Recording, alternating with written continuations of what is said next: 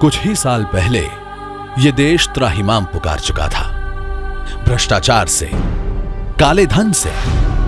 और ऐसे ही निराशाजनक माहौल में देश की कमान संभाली नरेंद्र मोदी जी ने। उनकी सरकार ने पहले ही दिन से काले धन पर हमला बोल दिया था, पर एक साल पहले उन्होंने वो फैसला लिया जिसे आजाद भारत के इतिहास में पहले कभी किसी ने न लिया था और ना ही कभी सोचा था। नोटबंदी, डीमोनेटाइजेशन, गरीबों के लिए, ईमानदारों के साथ। किसी देश के इतिहास में ऐसे क्षण आते हैं जब हर व्यक्ति यह महसूस करता है कि उसे भी उस क्षण का हिस्सा बनना है। हर सामान्य नागरिक भ्रष्टाचार, काला धन, जाली नोट के खिलाफ इस महायज्ञ में, इस लड़ाई में अपना योगदान दे सकता है। इस बार देश ने भी ठान ली थी, काले धन के खिलाफ जमकर लड़ना है। हमने अर्जुन की तरह लक्ष्य साधा और छोटी मोटी परेशानियों को अनदेखा किया। आखिरकार काला पैसा निकला, जेबों से निकला, अलमारियों से, ड्रॉरों से निकला, पलंग के नीचे से निकला, दीवार के पीछे से निकला। इस तरह कोने कोने, चप्पे चप्पे से काला धन निकला। गरीबों की नींद हराम नहीं हुई, ईमानदार लोगों को सदमा नहीं लगा, क्योंकि साधारण लोगों के पास काला धन नहीं था। उनके पास तो अब भरोसा था कि हमारे लिए एक ईमानदार सरकार लड़ रही है। पर असली काम तो नोटबंदी के बाद शुरू हुआ। काले धन का सबसे बड़ा खुलासा इतिहास में पहली बार। सरकार के प्रयासों से 15.28 लाख करोड़ रुपए वापस आए और साथ में काला धन भी लौट आया। नोटबंदी के कदम की वजह से ही आज हमारे पास इनके मालिकों के नाम है, पते हैं, चेहरे हैं। आज बैंकों में 3.68 लाख करोड़ की राशि जांच के घेरे में है और 23 लाख बैंक खाते भी। चौंकिएगा मत, नोटबंदी के दौरान हमने जाना कि देश की जनसंख्या के 0.0011% लोगों ने ही देश में उपलब्ध कुल कैश का लगभग 33% जमा किया, जो था 5 लाख करोड़। आतंकवाद, नक्सलवाद को करारा थप्पड़। अर्थतंत्र में बड़ी करेंसी नोटों का हिस्सा काफी तेज गति से बढ़ रहा था, जिसका उपयोग भ्रष्टाचार, हवाला और आतंकी गतिविधियों में बहुत बड़ी मात्रा में इस्तेमाल किया जाता था। आज देश में 12 लाख करोड़ की हाई वैल्यू करेंसी सर्कुलेशन में है।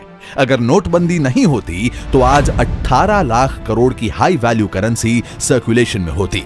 नोटबंदी के कारण 6 लाख करोड़ के हाई वैल्यू नोट्स प्रभावी रूप से कम हुए हैं। नोटबंदी के बाद आतंकवाद और नक्सलवाद ने जबरदस्त मुंह की खाई। फंडिंग बंद हुआ तो कश्मीर में कैसे पत्थरबाजी 75% कम हो गई।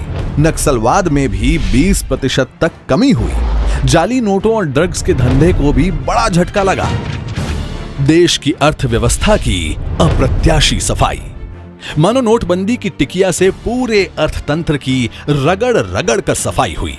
सरकार ने शेल कंपनियों पर सर्जिकल स्ट्राइक करके 2.24 लाख कंपनियों को रद्द किया।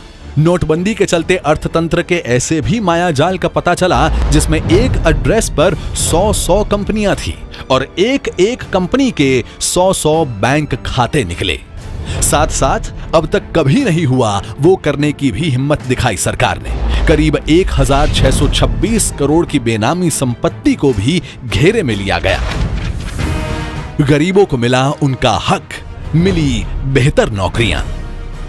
नोटबंदी के चलते भारत में पहली बार गरीबों को उनका अधिकार दिलाने और शोषण से बचाने का सबसे बड़ा अभियान चला। नोटबंदी के 1 साल के भीतर लाखों श्रमिकों को संगठित क्षेत्र से जोड़ा गया। 50 लाख श्रमिकों के नए बैंक खाते खुले। अब उन्हें न केवल उनके सारे अधिकार मिलने लगे हैं, बल्कि सामाजिक सुरक्षा से जुड़ी सुविधाएं भी मिलनी शुरू हो गई हैं। 1.1 करोड़ श्रमिकों को भी प्रोविडेंट फंड से जोड़ा गया। ESIC में 1.3 करोड़ श्रमिकों का रजिस्ट्रेशन भी हुआ, जिसमें उन्हें सामाजिक सुरक्षा के साथ साथ आरोग्य सुविधाएं भी मिलने लगी। नए टैक्स पेयर्स की अर्थतंत्र में जबरदस्त वृद्धि। नोटबंदी के बाद देश में नए टैक्स पेयर्स की संख्या में 84.21 लाख का इजाफा हुआ। इतना ही नहीं, ऑनलाइन रिटर्न भरने वालों की संख्या हुई 3 करोड़ के पार। इस टैक्स कंप्लायंस एवं बढ़ती राशि की वृद्धि का लाभ देश की विभिन्न जन कल्याणकारी योजनाओं और इंफ्रास्ट्रक्चर डेवलपमेंट में होगा। लेस कैश के जरिए स्वच्छ अर्थव्यवस्था की तरफ भारत की बड़ी छलांग। नोटबंदी के बाद लेस कैश इकोनॉमी की उड़ान भरी भारत ने और देश में डिजिटल ट्रांजैक्शन 87 करोड़ से बढ़कर 138 करोड़ तक पहुंचे। काफी सालों से केवल 15 लाख पीओएस मशीन्स ही व्यवहार में थी, लेकिन सिर्फ एक ही साल में 13 लाख नई मशीनों की बढ़ोतरी हुई। अब भीम और यूपीआई जैसे माध्यमों से मोबाइल के जरिए गरीब से गरीब नागरिक भी कैशलेस लेन देन कर सकता है। आम लोगों को अनगिनत फायदे। नोटबंदी के बाद बैंकों में धनराशि में वृद्धि होने के कारण इंटरेस्ट रेट गिरे और आम नागरिकों को सीधे और तुरंत लाभ पहुंचे। प्रॉपर्टी के दामों में भी काफी गिरावट आई। अब सामान्य आदमी के लिए घर लेना आसान हुआ। प्रधानमंत्री आवास योजना के कारण ब्याज दरें और भी घटी और लोन की किश्तें भी कम हुई।